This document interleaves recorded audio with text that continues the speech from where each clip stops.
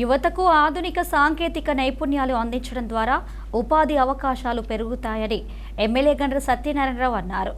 ప్రజాపాలన ప్రగతి ప్రణాళిక కార్యక్రమంలో భాగంగా భూపాలపల్లి మున్సిపాలిటీ పరిధిలోని ఐటీఐ కళాశాల అడ్వాన్స్డ్ టెక్నాలజీ సెంటర్లో నిరుద్యోగ యువకులకు ఉపాధి అవకాశాలు కల్పించేందుకు షార్ట్ టర్మ్ కోర్సులను జిల్లా కలెక్టర్ రాహుల్ శర్మతో కలిసి ఎమ్మెల్యే గండ్ర సత్యనారాయణరావు ముఖ్య అతిథిగా హాజరై ప్రారంభించారు.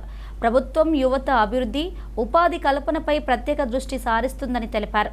ఈ కార్యక్రమంలో ఎమ్మెల్యేతో పాటు ఐటీఐ కళాశాల ప్రిన్సిపాల్, మున్సిపల్ చైర్మన్ బుర్ర కొమరయ్య గౌడ్, వైస్ చైర్మన్ అంబాల శ్రీనివాస్, కళాశాల ప్రిన్సిపాల్, సిబ్బంది, కాంగ్రెస్ పార్టీ నాయకులు పాల్గొన్నారు.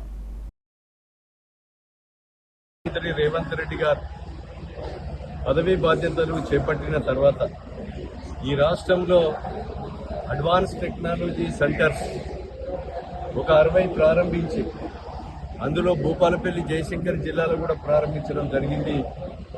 ఇది 2వ సంవత్సరము నడుస్తుంది. దీనికి 99 రోజుల ప్రణాళికలో భాగంగా ఈరోజు 6వ తారీఖు నుంచి జూన్ 12 వరకు 2 వారాలు 10వ తరగతి పాస్ అయినటువంటి